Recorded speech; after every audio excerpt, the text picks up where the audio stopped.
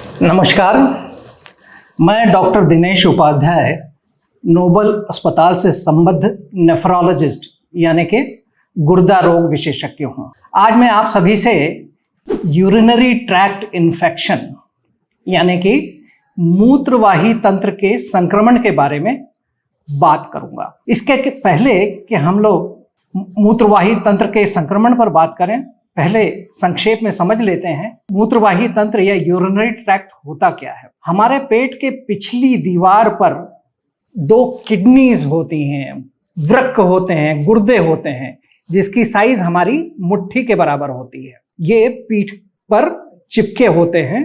इनसे दो मूत्रवाही नलिकाएं, जिसे यूरेटर कहते हैं, वो निकलती हैं।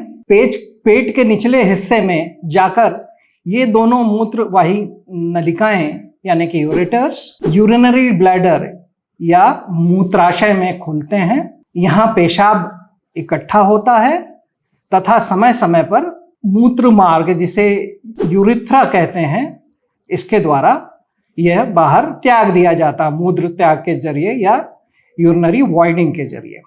तो ये तो प्रक्रिया हुई हमारे यूरिनरी ट्रैक्ट के सामान्य कार्यकाज की। अब संक्रमण क्या होता है, यहां मैं आप लोगों को एक रोचक तथ्य बताना चाहूंगा। मानव की विष्ठा यानी मल में काफी सारे जीवाणु, कीटाणु या माइक्रोब्स कह लें उन्हें, वो पाए जाते हैं। अमूमन 1 ग्राम मल में ऐसा देखा गया है कि 100 बिलियन 100 अरब सूक्ष्म जीवाणु पाए जाते हैं। इसके विपरीत हमारा जो मूत्र होता है वह पूरी तरह से माइक्रोब से फ्री होता है, यानी कि स्टेराइल होता है। तो यदि मूत्र में कुछ संख्या में भी जीवाणु, कीटाणु, माइक्रोब्स का प्रवेश हो जाए तो यह यूरिनरी ट्रैक्ट इन्फेक्शन की संज्ञा में आता है, क्योंकि सामान्यतः पेशाब में कीटाणु नहीं पाए जाते।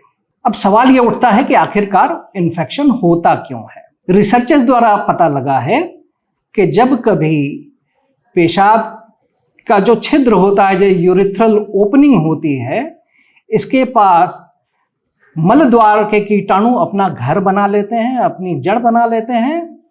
तो कालांतर में धीरे धीरे जब परिस्थितियां इनके अनुकूल होती हैं तो ये कीटाणु यूरिथ्रा द्वारा ऊपर पहुंच जाते हैं, यानी कि यूरिनरी ब्लैडर या मूत्राशय में पहुंच जाते हैं और यहाँ पर संक्रमण या इन्फेक्शन को जन्म देते हैं।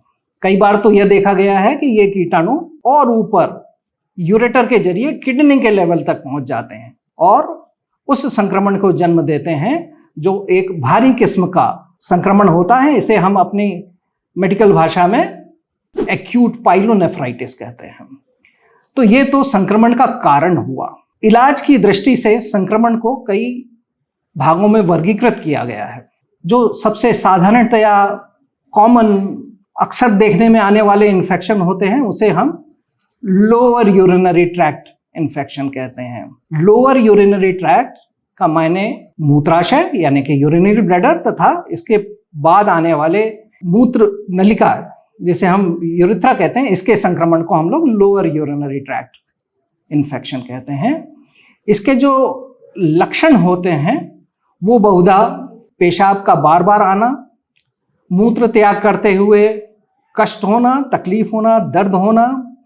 कई बार ये देखा गया कि पेशाब में खून भी जाने लगता है, पेशाब को रोकने में दिक्कत होती है, पेशाब करने के लिए इंसान को भागना होता है, वरना इंसान कपड़ों में ही मूत्र त्याग कर देता है। तो ये लक्षण, जिन्हें हम frequency of urination, urgency of micturition या यूरिनेशन कह सकते हैं, प्रेसिपिटेशन यानी पेशाब का कपड़ों में हो जाना, ये सारे लक्षण लोअर यूरिनरी ट्रैक्ट के अमूमन पाए जाते हैं। इसके विपरीत अगर किसी वजह से कीटाणु किडनी के लेवल तक ऊपर पहुंच गए तो उसमें इंसान को तेज बुखार आता है, कमर में दर्द होता है, कमर पर दबाने में ये दर्द और बढ़ जाता है, यानी कि टेंडरनेस होती है, और व्यक्ति बहुधा सीरियसली बीमार होता है, गंभीर रूप से बीमार होता है, बिस्तर पकड़ लेता है। और ऐसे मरीजों को सलाह दी जाती है कि वो अस्पताल में भर्ती होकर अपना इलाज कराएं। ये देखा गया है कि यूटीआई महिलाओं में बहुत कॉमन है।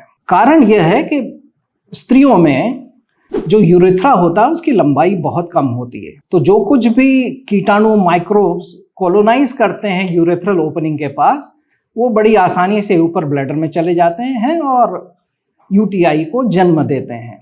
इसके विपरीत मेल्स में यूटीआई इतना कॉमन नहीं होता, इतने फ्रीक्वेंटली नहीं पाया जाता। कारण मैंने अभी जस्ट आपको बताया। महिलाओं में होने वाली यूटीआई चूंकि बड़े सरल तरीके के होते हैं, इनका इलाज भी सरल होता है। सिंगल डोज या 3 दिन के इलाज से ही ये ऐसा देखा गया है कि इन पर कंट्रोल पाया जाता है। पर अपर ट्रैक्ट यूटीआई, जिसको हम लोग कई बार पाइलोनेफ्राइटिस भी कहते हैं, उसके लिए अक्सर मरीज को अस्पताल में दाखिल होने की जरूरत पड़ती है। ओरल टैबलेट्स और दवाओं की जगह आईवी एंटीबायोटिक्स की जरूरत होती है। यूरिन के कल्चर द्वारा ये इलाज आगे निर्धारित किया जाता है और 1 डोज या 3 दिन के इलाज की जगह लंबा इलाज इनको लेना होता है। तो ये तो हुआ लोअर यूरिनरी ट्रैक्ट वर्सेस अपर यूरिनरी ट्रैक्ट। एक और वर्गीकरण होता है यूरिनरी ट्रैक्ट इन्फेक्शन का, वो कहा जाता है सिंपल यूरिनरी ट्रैक्ट इन्फेक्शन अथवा कॉम्प्लिकेटेड यूरिनरी ट्रैक्ट इन्फेक्शन। अब इनमें क्या भेद है?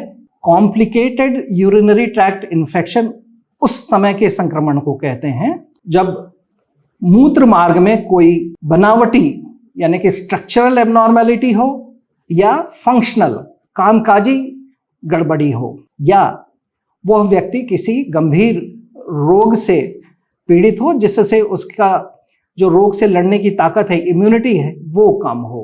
तो ऐसे सारे स्टेजेस में जब संक्रमण होता है पेशाब के रास्ते में, तो इन्हें कॉम्प्लिकेटेड यूटीआई कहा जाता है। एक डायबिटीज वाले व्यक्ति में होने वाला अगर संक्रमण है तो वह कॉम्प्लिकेटेड की श्रेणी में आएगा। इसी तरह से अगर किसी को क्रॉनिक किडनी डिजीज है, उसकी किडनीज वीक हैं, कमजोर हैं, तो फिर संक्रमण जो होगा वो कॉम्प्लिकेटेड की श्रेणी में आएगा। यदि किसी व्यक्ति को प्रोस्टेट की शिकायत हो और पेशाब की थैली पूरी तरह से नहीं खाली हो पाती है, तो यह अगेन कॉम्प्लिकेटेड यूटीआई होगा। महिलाओं में देखा गया है कि जो यूटीआई होता है अक्सर वह सिंपल प्रकृति का होता है और इसमें जो कीटाणु पाया जाता है बहुधा वो ई कोलाई कीटाणु होता है। और जैसा मैं पहले कह चुका हूं, इनमें बहुत ज़्यादा लंबा या मजबूत इलाज की जरूरत नहीं होती, हल्के फुल्के इलाज से ये ठीक हो जाते हैं। इसके विपरीत जब कॉम्प्लिकेटेड यूटीआई की स्थिति बनती है तो हमको लंबे समय तक इलाज देना होता है, एंटीबायोटिक्स तगड़े देने होते हैं और हमें यह भी ध्यान रखना होता है जो कॉम्प्लिकेटिंग इलनेस है जिसकी वजह से यह यूटीआई कॉम्प्लिकेटेड कैटेगरी में गया है, उसका भी संभव हो तो इलाज करें ताकि उस व्यक्ति को रिकरेंट यूटीआई ना हो। एक मैं चर्चा करना चाहूँगा भ्रांति के बारे में जो समाज में बहुत गहरी बैठी हुई है और लोग जो गूगल को कंसल्ट करते हैं उसमें भी बहुधा यही देखने में आता है कि यूटीआई के इलाज के रूप में पानी को बहुत ज़्यादा महत्ता दी गई है। पानी पीने के हाइड्रेशन के अपना महत्व है, उसको कोई नकार नहीं सकता, पर यूटीआई के इलाज में इसका कोई रोल नहीं है, साइंटिफिकली प्रूवन कोई इसका रोल नहीं है। बल्कि मैं आपको बताना चाहूँगा अत्यधिक पानी के इंटेक से जो शिकायतें, जो लक्षण हम में आते हैं जैसे कि फ्रीक्वेंसी, अर्जेंसी, प्रेसिपिटेंसी, ये और बढ़ जाती है। हम एक हाथ पर इलाज कर रहे हैं यूटीआई का और चाहते हैं कि लक्षण कम हो, पर मात्र अधिक पानी के सेवन से ये लक्षण और लंबे खिंच जाते हैं जिससे मरीज की तकलीफ बढ़ती है। तो मैं आप लोगों से यही निवेदन करना चाहूँगा कि पानी अवश्य पिएं यूटीआई में, पर बेतहाशा पानी का उपयोग न करें, इससे तकलीफ कम होने की जगह बढ़ती है। तो मैं यहाँ पर अपनी चर्चा को विराम देता हूँ। आप सभी को नमस्कार।